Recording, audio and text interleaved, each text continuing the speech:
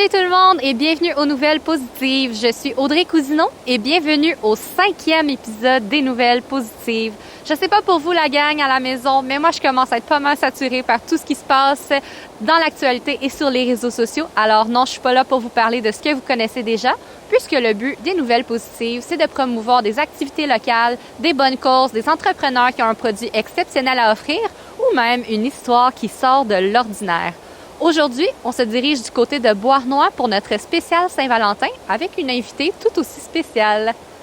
Aujourd'hui, on est dans des beaux sentiers de Beauharnois à l'Écocentre en compagnie de Julie Trahan, que vous connaissez déjà sous le nom de la coach trotteuse. En fait, moi et Julie, on s'est connus dans une autre vie quand j'étais au secondaire. C'était ma technicienne en loisirs. Julie, ça va bien? Ça va très bien. C'est un plaisir de te retrouver, Audrey. Absolument. Plaisir partagé. Puis en plus, on est dans une belle thématique de la Saint-Valentin. Et Julie va nous parler aujourd'hui de son histoire d'amour qui a complètement changé sa vie les 2 dernières années. Julie, raconte-moi un peu ton expérience hors du commun. Ah là là! Ah oui, l'amour! On rencontre ça sur le coin d'une rue à l'autre bout du monde, je te dis!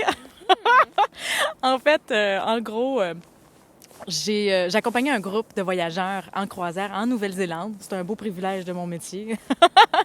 Et justement, on avait un petit pépin en arrivant à Auckland pour une de nos activités.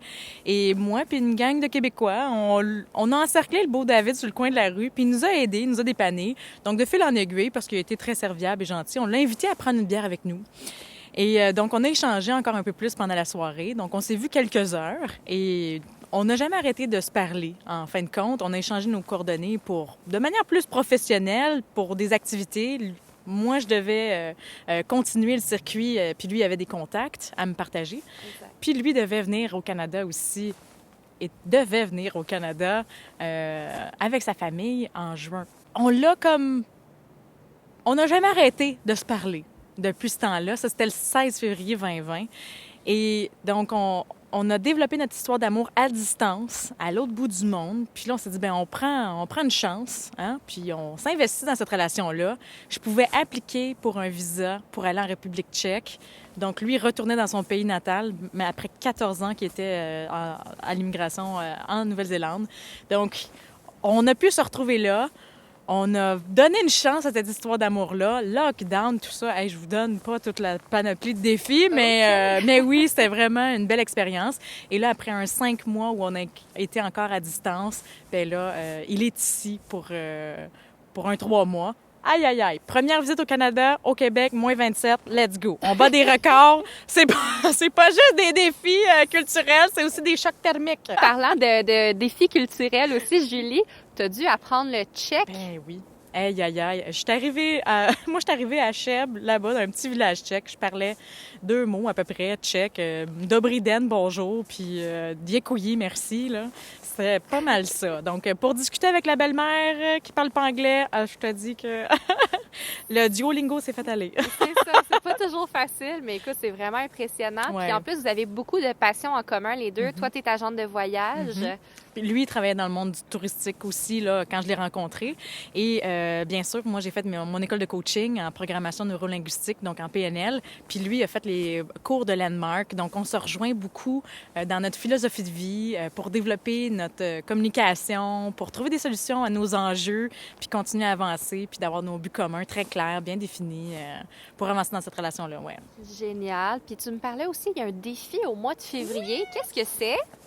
Bien, je me suis dit que pour ceux et celles qui ont envie, en fait, de développer un peu plus leur langage d'amour, pas juste en couple, mais aussi avec la famille, avec des amis, bien, je lance un petit défi aussi qui s'en vient. Ça va être à surveiller sur la page de la coach trotteuse. Ça s'en vient bientôt. Super. Puis pendant qu'on t'a avec nous aujourd'hui, j'aimerais ça que tu nous fasses une belle petite pensée positive sur l'amour. Qu'est-ce que tu pourrais nous dire sur l'amour, Julie? Oh, avec joie. Bien, l'amour inconditionnel.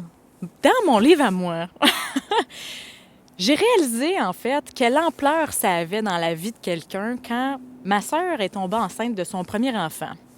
Parce qu'en fait, je me suis dit, on le sait pas. En tant que parent, là, je suis pas maman encore, mais en tant que parent, tu mets au monde un petit être humain que tu aimes à l'infini et que tu n'as aucune idée si, en fait, il va être malade.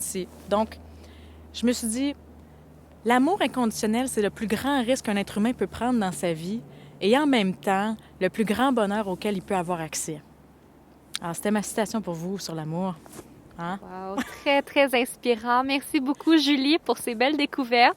Puis écoute, je te souhaite bonne chance dans tous tes projets et dans ton histoire d'amour avec le beau David. Ah, merci. Puis ça va se poursuivre, hein? Il va y avoir des nouvelles péripéties. Je vais sortir un programme aussi pour les amoureux qui vivent une relation à distance. Donc, à surveiller super, aussi. Génial. Mais c'est bon à savoir. Puis vous allez toujours pouvoir suivre la coach trotteuse dans ses belles aventures sur sa page Facebook et son Instagram. Merci pour tout, Julie. Merci, Audrey.